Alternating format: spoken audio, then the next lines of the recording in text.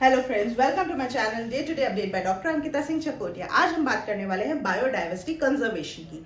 Biodiversity conservation को अगर हम समझने की कोशिश करें तो इसको हम अगर थोड़ा तोड़ के देखते हैं। बायोडाइवर्सिटी कंजर्वेशन, बायो का मतलब होता है जैव, विविधता का मतलब होता है, डाइवर्सिटी का मतलब होता है विविधता, एंड कंजर्वेशन का मतलब होता है संरक्षण।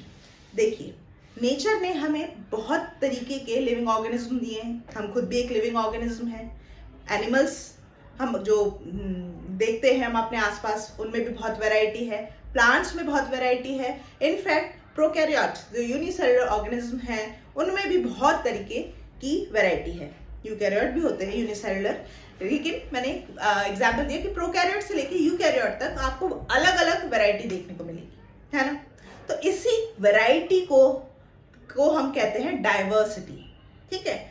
और इनको बचाए रखना, अब क्यों बचाए रखना है? सब तो है, मेंटेन तो कर रहे हैं अपनी पॉपुलेशन वाया रिप्रोडक्शन, तो सबको नहीं, ऐसी कुछ एक स्पीशीज को, ऐसे कुछ एक ऑर्गेनिज्म को जो कि विलुप्त होने पे हैं या हो चुके हैं, एक आदि कुछ मेंबर बचे हैं, तो उनको अगर हम कंजर्व कर ले naturally, artificially, in either of वे अगर हम कर पाए, तो उसको हम कहते हैं बायोडाइवर्सिटी कंजर्वेशन, है ना। विलुप्त नहीं होने दिया, because each and every creature is important for the nature. तो ऐसे मेथड को हम कहते हैं बायोडाइवर्सिटी कंजर्वेशन। अब नेचुरली करते हैं, अगर नेचुरली कैसे करते होंगे?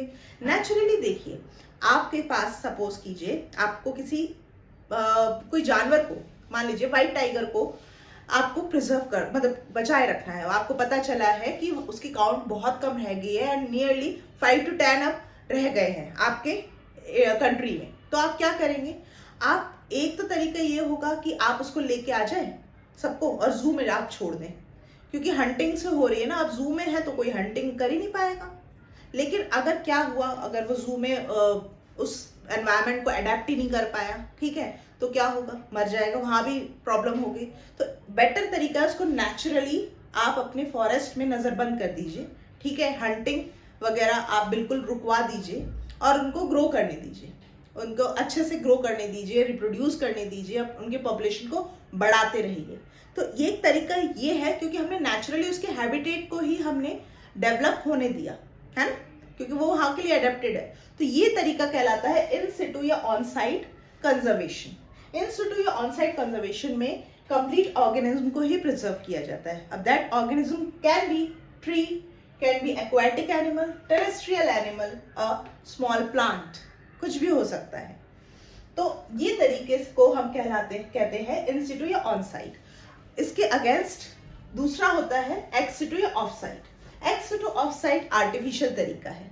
आर्टिफिशियल, जैसे कि मैंने एग्जांपल दिया जू में अगर आपको पता चला है कोई स्पीशीज है, कोई जानवर है जो कि खत्म होने के कगार पे है, आप उसको ले आइए जू में, उसको आर्टिफिशियल फॉरेस्ट जैसे उसके इर्द गिर्द क्रिएट करिए, सो दैट उसको लगे कि हाँ ये मेरा फॉरेस्ट ही है। धीरे धीरे अडेप्ट हो जाएगा और वहां पे वो ग्रो करेगा, डेवलप करेगा, ठीक है। रिप्रोड्यूस करते हैं तो उनकी काउंट भी बढ़ेगी। तो ये एक तरीके से आप उसको आर्टिफिशियल एनवायरनमेंट प्रोवाइड करके उसको अगर आप मेंटेन कर पाते हैं, उसकी पॉपुलेशन को, उसकी ग्रोथ को, that process is one of the type under ex situ या ऑफ साइट कंजर्वेशन। दूसरा बोटैनिकल गार्डन भी है। बोटैनिकल गार्डन में हम प्लांट्स को स्पेशली इस तरह से ट्रीट करते हैं, ठीक है। कोई सीड आपको मिला है, बिल्कुल ही विलुप्त होते हैं प्लांट का, तो उसको आप आके बो दीजिए। दूसरा तरीका है माइक्रो प्रोपगेशन। माइक्रो प्रोपगेशन में क्या करेंगे आप? लैब में इन अ प्रॉपर मीडिया, छोटा सा आप कोई एक सेल से आप शुरुआत करेंगे, पार्ट ऑफ प्लांट से, और आप एक कंप्लीट प्लांट बना दें, या कोई एनिमल सेल से एक कंप्लीट सेल बना दें, तो वो मेथड कहलाता है माइक्रो प्रोपगेशन। दूसरा क्रायो प्रिजर्वेशन। क्रायो प्रिजर्वेशन में आप part of organism like pollen grain, या कह लीजिए आप सीड्स, या फिर स्पर्म, इन सब को अगर आप प्रिजर्व करके रखें फॉर द फ्यूचर यूज, उसके कंडीशन को भी हम एक्स सिटू कंजर्वेशन में ही डालते हैं, and the method is called as cryopreservation, क्योंकि यहाँ भी हमने प्रिजर्व किया है। So these are the different type that comes under ex situ. Ex situ की एक और खासियत है कि यहाँ पे हम ऑर्गेनिज्म से लेके पार्ट ऑफ ऑर्गेनिज्म भी हम कंजर्व करके रख सकते हैं। It can be DNA, can be seed, it can be pollen grain, any other part of organism, कुछ भी हम कर सकते हैं, बट इन सिटू में हम कंप्लीट ऑर्गेनिज्म को ही करते हैं क्योंकि हम प्रॉपर पूरे हैबिटेट को ही कंजर्व कर रहे थे. ठीक है. So these are the two important categories that comes under biodiversity conservation, and they are different methods. I hope ये lecture अच्छा लगा हो तो please hit the like button, share this video with your friend, and please subscribe my channel. मिलते हैं आगे के lectures के साथ में. Till then, stay safe and stay blessed. Bye bye.